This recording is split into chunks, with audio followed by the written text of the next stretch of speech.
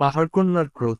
চারদিকে সবুজে মোড়া রহস্যময় এক পাহাড়, যেখানে রোদের আলো ছড়িয়ে পড়ে সোনার রেখার মতো।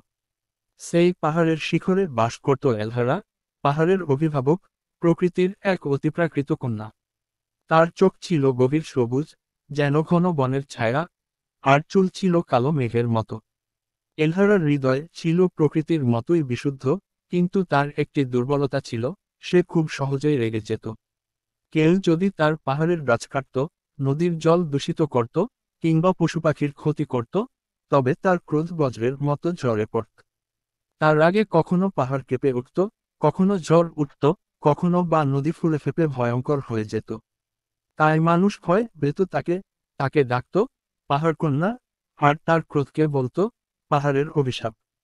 একদিন পাহাড়ের পাদদেশের গ্রাম থেকে এক রাখাল পুত্র এলহারার রাজ্যে প্রবেশ করল। তার নাম আরুর। সে শুনেছিল পাহাড়ের চূড়ায় এক জাদুকরী জলাশয় আছে, যার জল যে কোনো অসুখ সারিয়ে দিতে পারে। তার মা দীর্ঘদিন ধরে অসুস্থ ছিলেন, তাই সে সেই জল আনতে চেয়েছিল। কিন্তু এলহারার রাজ্যে প্রবেশ করা সহজ ছিল না। পাহাড়ের পথ ছিল কঠিন, বন ছিল ঘন, আর তার রাগ ছিল আগুনের মতো। যখন সে দেখল একজন মানুষ পাহাড়ের ওপরে উঠছে, তখন বাতাসে তীব্র শস্য শব্দ উঠল, গাছের শাখাগুলো যেন ভয়ঙ্করভাবে কাঁপতে লাগল। হঠাৎ আকাশে এক বিকট গর্জন শোনা গেল। তুমি কে? কেন আমার রাজ্যে প্রবেশ করেছ? আর সাহস নিয়ে বলল, আমি আমার মায়ের জন্য এসেছি। তোমার পাহাড়ের জলাশয়ের পানি চাই। এলহারার চোখে বিদ্যুৎ জ্বলে উঠল। মানুষ সবসময় শুধু নেয়, কখনো কিছু দেয় না। আমার পাহাড়ের জল আমি কাউকে দেব না। তার আগে পাহাড় কেঁপে উঠল, বাতাস ধুলো উড়িয়ে নিয়ে গেল, আর নদীর পানি প্রচণ্ড স্রোতে বইতে লাগল। কিন্তু আর ভয় পেল না। সে শান্ত কণ্ঠে বলল, তুমি যদি আমাকে পরীক্ষা নিতে চাও, তাহলে নাও। আমি শুধু নিতে আসিনি, আমি দিতে এসেছি। এলহারা বিস্মিত হল। আগে কেউ এভাবে বলেনি। তার রাগ কিছুটা কমে এল। সে ভাবল, এই ছেলেটি কি সত্যিই ভিন্ন।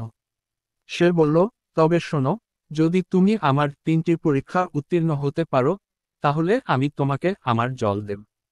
আর মাথা নত করল, আমি প্রস্তুত। প্রথম পরীক্ষা ছিল শুকিয়ে যাওয়া ভূমিতে নতুন প্রাণ ফিরিয়ে আনা। এলহারা তাকে নিয়ে গেল এক শুষ্ক প্রান্তরে, যেখানে একসময় বন ছিল, কিন্তু মানুষ নির্বিচারে গাছ কেটে ফেলায় এখন সেখানে কেবল ধূসর মাটি পড়ে আছে। আর সেখানেই থেকে গেল। সে পাহাড়ের নদী থেকে পানি এনে বীজ রোপণ করল, গাছের চারাগুলো যত্ন নিল। কয়েকদিনের মধ্যে ছোট ছোট কচিপাতা গজাতে শুরু করল। এলহারার চোখে বিস্ময়ের ঝিলিক দেখা দিল। দ্বিতীয় পরীক্ষা ছিল এক আহত হরিণকে সুস্থ করা। এলহারার রাজ্যের এক হরিণ শিকারীদের হাতে আহত হয়েছিল। সে কাতর হয়ে শুয়েছিল এক ঝোপের মধ্যে। আর তার ক্ষত ধুয়ে দিল, পাহাড়ের ভেষজ গুল্ম দিয়ে তাকে সেবা করল, যত্নে তাকে খাইয়ে দিল। কিছুদিন পর হরিণটি সুস্থ হয়ে দূর দিল সবুজ বনের দিকে। এলহারা দেখল ছেলেটির চোখে মায়া আছে, তার হৃদয়ে ভালোবাসা আছে। তৃতীয় পরীক্ষা ছিল নদীর পথ পরিষ্কার করা। মানুষের ফেলা পাথর, গাছের উপরে পড়া ডালপালা আর কাদা জমে পাহাড়ের নদীর পথ বন্ধ হয়ে গিয়েছিল। ফলে নিচের গ্রামে পানির অভাব দেখা দিয়েছিল। আর কষ্ট করে একে একে সেই বাধাগুলো সরাল। নদী আবার আগের মতো কলকল করে বয়ে চলল। পানি নামতে শুরু করল গ্রামের দিকে। এলহারা এবার আরভের দিকে তাকিয়ে বলল, তুমি প্রমাণ করেছ, মানুষ শুধু নেয় না, দিতে জানে।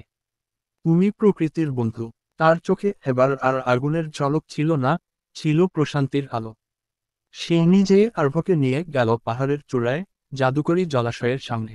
স্বচ্ছ নীল জল চিকচিক করছিল, যেন আকাশের প্রতিচ্ছবি ভেসে আছে সেখানে। তুমি তোমার মায়ের জন্য যত্ন করে এই জল নিয়ে যাও।